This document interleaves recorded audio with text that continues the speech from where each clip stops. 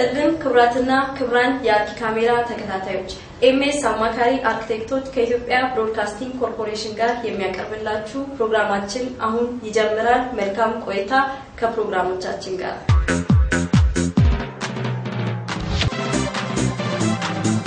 በኪነ ህንጻ ፕሮግራማችን ባለፈው ሳምንት የተከበረውን የኢድ አልአድሃ በዓል ምክንያት በማድረግ የዓለማችንን እስላማዊ አርኪቴክቶችን የሚመለከት ዝግጅት እናቀርብላችኋለን። መልካም ቆይታ።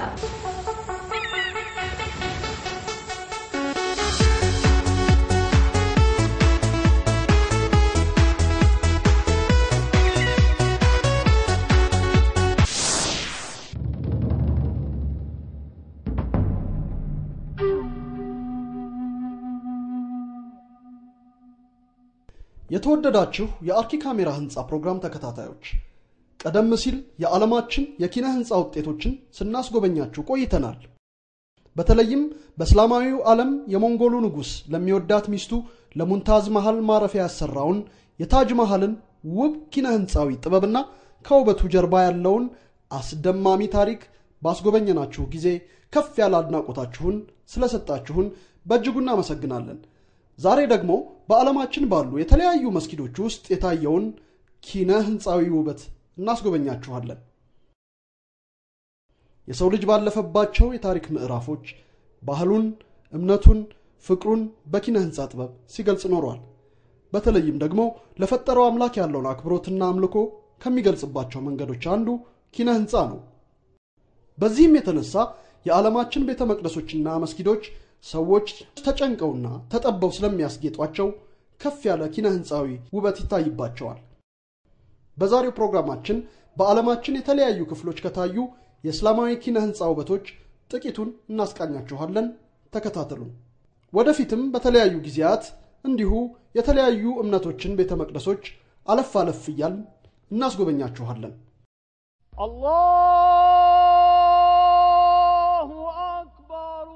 ካይሮ የእስልምና አርኪቴክቸር ጥበቦች ከሚታዩባቸው የዓለማችን ከተሞች ቀዳሚዋ ናት። ይህ በካይሮ የሚገኘው የሱልጣን ሐሰን መስጊድ ነው።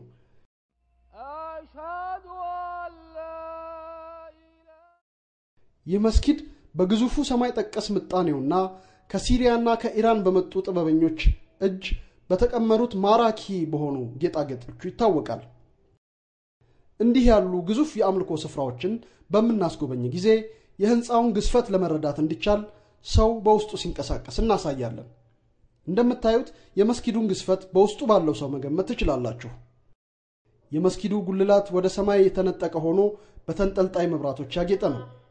በጉልላቱ ማዕዘናት የሚታዩት የውስጥ ጌጦች የመስጊዱ ተጨማሪ ኪነ ህንጻዊ ውበት ናቸው።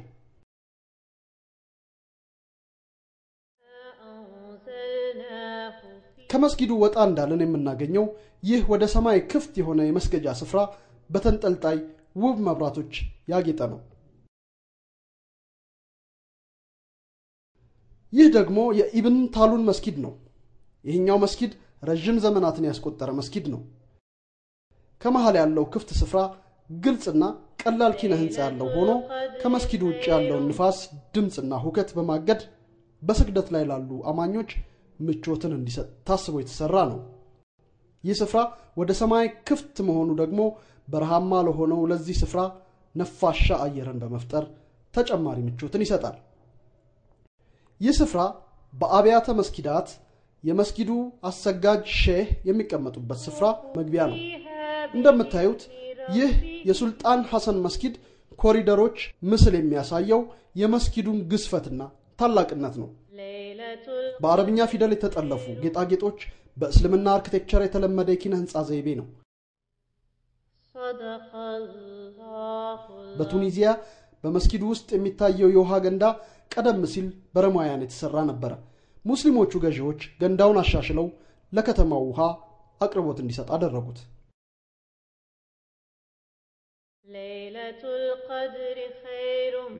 ይሄኛው ደግሞ በ8ኛው ክፍለ ዘመን የተገነባ መስጊድ ነው።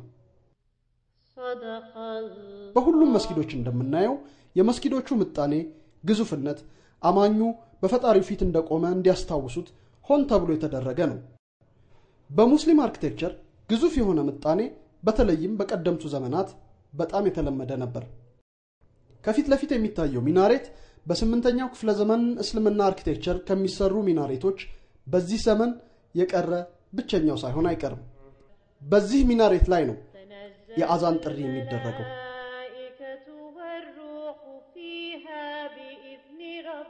ይህ የምትመለከቱት ታላቁና ዛሬ በቀውስ ውስጥ ባለችው ሶሪያ ውስጥ የሚገኘው የደማስቆ መስጊድ ነው። በመስጊዱ ምሰሶዎች ድምድማት ላይ የሚታዩት ጌጦች ከጥንታዊት ግሪክ ኪነ ህንጻ ውብ የምሰሶ ድምድማት ጌጦች የተወረሰ ኪነ ህንጻዊ ውበት ነው።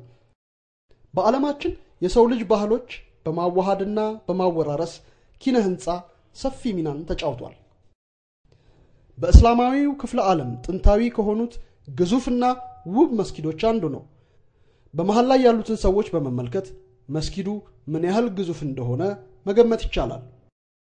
ይሄኛው ደግሞ የሱሌማን መስጊድ የሚባለውና በ16ኛው ክፍለ ዘመን እጅግ ተደናቂ ከነበሩ መስጊዶች አንዱ የኦቶማን ተርክ አርኪቴክት የነበረው የሲናን ስራ ነው። የመስጊዱ ውስጥ ተንጠልጣይ መብራቶች ከጉልላቱ ቁልቁል ዥው ብለው ይወርዱና መስጊዱን በብርሃን ይሞሉታል።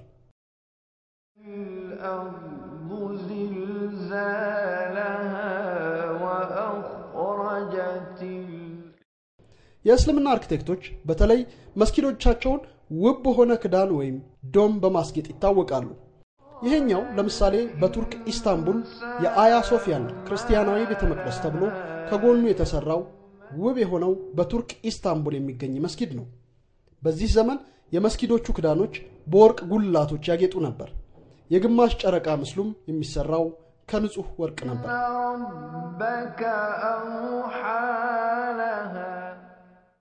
ይህ ቀደም ሲል ያየነው መስጊድ የተቀዳበት የምስራቃዊት ሮማ ግዛት ታላቅ ቤተክርስቲያን የነበረው አያ ሶፊያ ነው። ታላቁ መሐመድ ኮንስታንቲኖፕልን በቁጥጥር ስር ካደረገ በኋላ ቤተክርስቲያኑ ወደ መስጊድ ተቀይሮ ለብዙ ዓመታት በመስጊድነት አገልግሏል።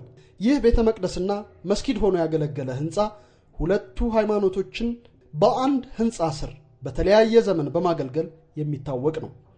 የተገነባውም በ5ኛው ክፍለ ዘመን ነበር። ታላቁ የኦቶማን ቱርክ አርኪቴክት ሲናን የሱሎሞኒ መስጊድን ዲዛይን ሲያደርግ የዚህን ውብ ቤተመቅደስ ኪነ ህንጻዊ ውበት እንዳለ ወስዶታል። ታላቁ መሐመድም ይህን ቤተመቅደስ በውበቱ በመደነቅ እንዳይፈርስና በመስጊድነት እንዲያገለግል አድርጎ ለመጪው ትውልድ አሻግሮታል። በቀድሞ የውስጥ ክፍሉ ላይ መስጊድነቱን የሚያመለክቱ ጌጦችና ሚናሬቶች ከመጨመር ውጪ ቀሪው ኪነ ህንጻዊ ውበት እንዳለ እንዲጠበቅ አድርጓል። ይህ ህንጻ የባዛንታይንን ኦርቶዶክስ ቤተክርስቲያን፣ የሮማ ካቶሊክ ቤተክርስቲያንንና የኦቶማን ተርክን የእስልምና እምነት በተለያየ ዘመን ሲያገለግል የሶስቱም እምነቶች መሪዎች ለኪነ ህንጻው ውበት ታላቅ አክብሮት ስለነበራቸው ሶስቱንም ሃይማኖቶች በአንድ ላይ በማሳደርና በማግባባት እንደ መቻቻል ምሳሌ የሚቆጠር ኪነ ህንጻዊ ስራ ነው። በዓለማችን በመጀመሪያ በጣሪያ ከተከደኑ የቤት ውስጥ ክፍሎች ሁሉ ግዙፉ ይህ ህንጻ ነበር።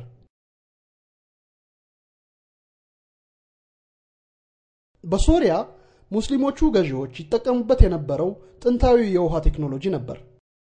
ይህ ግዙፍ መዘውር የውሃውን የራሱን ግፊት ብቻ በመጠቀም እየቀዳ 18 ሜትር ወይም 6 ፎቅ ከፍታ ወዳለው በድንጋይ ወደ ተሰራ አኳዳክት ወይም የውሃ ቦይ ይሞላ ነበር።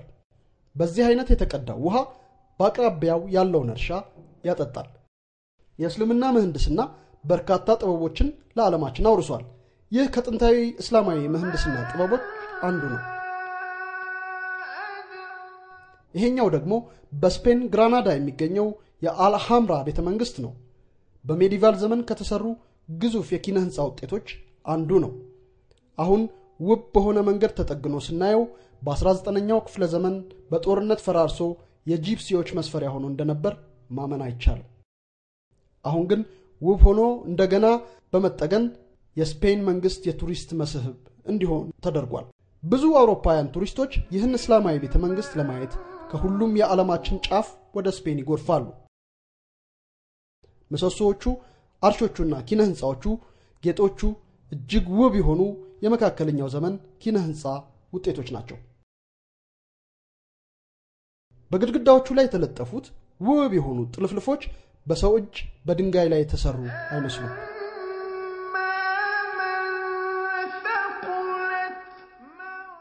በእስላማዊ ኪነ ህንጻ ፋውንቴኖችና የውሃ ገንዳዎች በጣም የታወቁ ናቸው።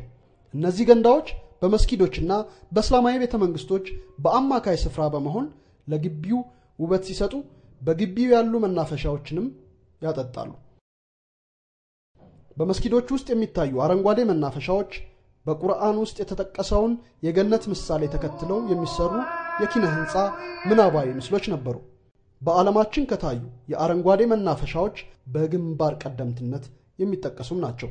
እነዚህ መናፈሻዎች ለአማኙ የህይወትን ውበትና ሰላም የሚያጎናጽፉ ነበሩ። በስፔን የሚገኘውና በተለያዩ ጊዜያት መስጊድም የካቶሊክ ቤተክርስቲያንም ሆኖ ያገለገለው ይህ ህንጻ ኪነ ህንጻዊ ውበቱ ከሮማን ኪነ ህንጻ ባህል በመውሰድ ዓለማችን በባህል መወራረስ የሰው ልጅ አንድ ቤተሰብ መሆኑን የሚያስመሰክር ህንጻ ነው። ሮማዊ ኪነ ህንጻ ከግሪክ ኪነ ህንጻ በርካታ ኪነ ህንጻዊ ጥበቦችን መውረሱ ደግሞ ይህን ህንጻ ዓለም አቀፋዊ ያደርገዋል።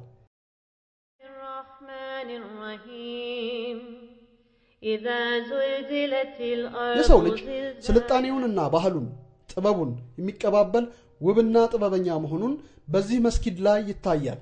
በውስጡ ስንገባ የምሰሶዎቹና የአርቾቹ ውበትና ብዛት በታላቅና ውብ ደን ውስጥ ያለን እንዲመስለን ያደርገዋል። በኮርኒሱ ላይ የምናየው ሮማዊ ጌጥ ማራኪ ውበት ሰጥቶታል። ሮማዊ ኪነ ህንጻ ከእስላማዊ ኪነ ህንጻ ውብ በሆነ መንገድ ተዋህዶ የምናየው በዚህ መስጊድ ውስጥ ብቻ ነው። የኢየሩሳሌሙ ዶም ኦፍ ዘ ሮክ በመላው የእስልምና ኪነ ህንጻ ከተሰሩ ውብ የኪነ ህንጻ ውጤቶች አንዱና ዋነኛው ነው ማለት ይቻላል። ነብዩ መሐመድ ወደ ገነት የተነጠቁት ከዚህ ስፍራ ነው ተብሎ ስለሚታመን ይህ መስጊድ በእስልምና እምነት ተከታዮች ዘንድ ከፍተኛ ግምት የሚሰጠው ነው። በእስልምና እምነት ተከታዮች ዘንድ ነብዩ መሐመድ ከዚህ ወደ ገነት ከተነጠቁ በኋላ ሙሳንና ኢሳን ጨምሮ ሁሉንም ነቢያት በዚህ አግኝተዋል ተብሎ ይታመናል። ስለዚህ የዓለማችን የተለያዩ እምነት ተከታዮች አንድን ፈጣሪ የሚያመልኩ የአንድ አባት ልጆች የመሆናቸው ምሳሌ ተደርጎ ይወሰዳል። በዚህ መስጊድ እጅግ ውብ የሆነ የእስላማዊ ኪነ ህንጻ ጥበብ ጎልቶ ይታያል። ይሄኛው ደግሞ የቱኒዚያ ሙስሊም ነገስታት የገነቡት ምሽግ መሰል ቤተመንግስት ነው። ይህ ግንብ ከባርቤሪያኖችና ከቫይኪንጎች ወረራ ይከላከልላቸው ነበር። እነዚህ ግንቦች ከመስጊዶች ጋር ተያይዘው ከሜዲትራኒያን ባህር ዳርቻ የተሰሩ ነበሩ።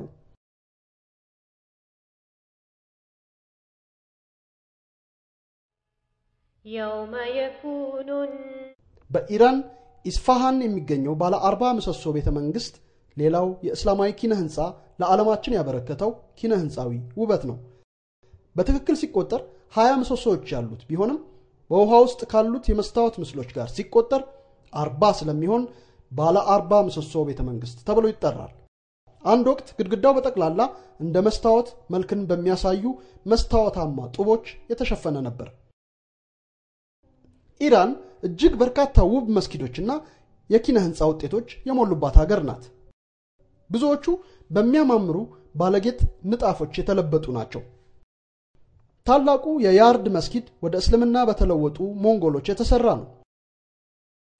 የውስጠኛው ኮርኒስ ልባስ በውስብስብና ጥልፍልፍ ጡቦች ተሰርቶ በሴራሚክ ጡቦች ያጌጠ ነው። በኮርኒሱ ላይ ተሸነቆረው ይህ ክብ መስኮት ወደ መስጊዱ የሚያመራውን የፀሐይ ብርሃን በማስገባት ለአማኞች የሜካን አቅጣጫ እንዲጠቁም የተሰራ ውብ የኪነ ህንጻ ፈጠራ ነው።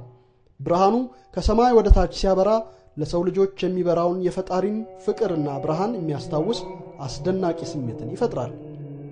ወደ ሜካ አቅጣጫ የሚያመለክተውን ብርሃን ተከትለው ጸሎታቸውን ለፈጣሪያቸው ያደርሳሉ።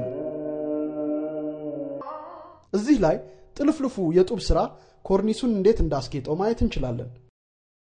ይህ የኮርኒስ ጌጥ የባለሙያዎች እጅና የኪነ ህንጻ ውበት የታየበት ድንቅ እስላማዊ ጥበብ ነው። ይሄኛው ደግሞ ኡጃይቱ ለተባለው የሞንጎል ንጉስ የተሰራው የንጉሱ የመስገጃ ህንጻ ነው።